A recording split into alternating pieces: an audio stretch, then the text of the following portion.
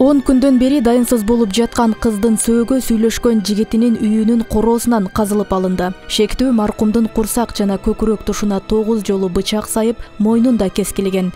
Из жашырып Өзбекстан аркылуу Россияга качып, бирок кайра кайтып келип күнөөсүн мойнуна алууда. Окуусунан болуп кетти. Эсиңде жокпу? Сен сайдыңбы? Шок болуп калдым. Канча жолу сайдың? Эсимде жок, шок болуп калдым. Азыр дагы шок.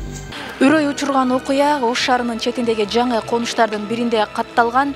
Бул үйдө кылмышка шектүү студент жигит жалгыз жашагандыгы айтылууда. Учурда үй милиция кызматкерлеринин көзөмөлүнө алынып, тергөө иштери улантылууда, үйдүн ичинде далил буюмдар топтолууда. Шектүү сөөктү көмгөн жерин адвокаттын коштоосунда көрсөтүп берген. Ага кылмыш жаза кодексинин 122 адам өлтүрүү беренеси боюнча иш козголду. Баш коргоо чарасы каралып, 2 айга камакта калтырылды. Учурда тергөө иштери уланууда. Өз ара келишпестиктен улам тиги жигит аны өлтүрүп, ошо өзү убактылуу жашап аткан үйдүн короосуна көмүп, анын үстүндө ушул курулуш материалдарын калдыктары менен бекитип койгон.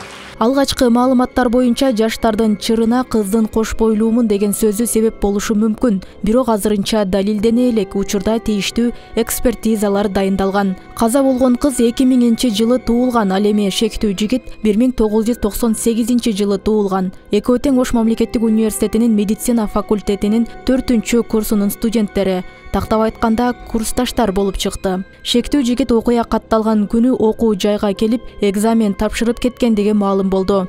Экөө тең эң жакшы деген бааларга окуган тайпа башчылары болгон. Буга чейин терс жүрүм туруму байкалган эмес. Мен аты жөнүн жакшы билбей атам, ал ошол поток староста болгон экен. Аябай жакшы бала эле деп бар уккандан бери өтө мындай шок болуп турат да. Ал эми кыз дагы группанын старостасы экен. Анан экөө бирге окуп, бирге жүргөн дейт.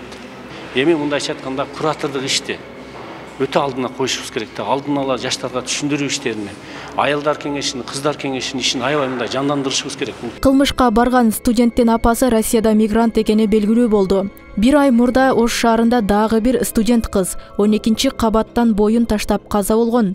Ал кыздын да ата-энеси мигрант экени айтылган. Паспорт алды, өз алдынча жашоо баштады деп көңүл сыртында калтырбастан студенттер менен жакындары тез-тез баарлашып, кандай психологиялык көз карашта жүргөнүн билип туруу маанилүү дешет педагогдор. Баласын чоңойтуп, кызын чоңойтуп, медицина факультетине окутуп, бул эч кимге салбасын. Биздин Кыргызстанда болгондо да Ош мамлекеттик университетинде болгону мени өкүндүрөт. Анткени мен ушул жерде психологиялык бир кырдаалдарды айткым келет да.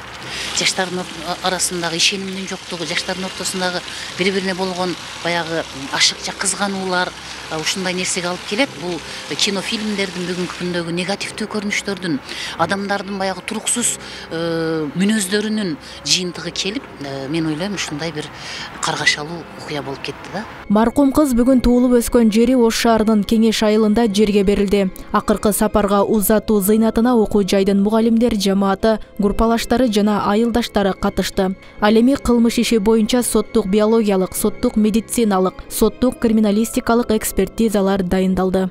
Роза Акматжан кызы, Мирзат Нууманов, 7 канал, Ош.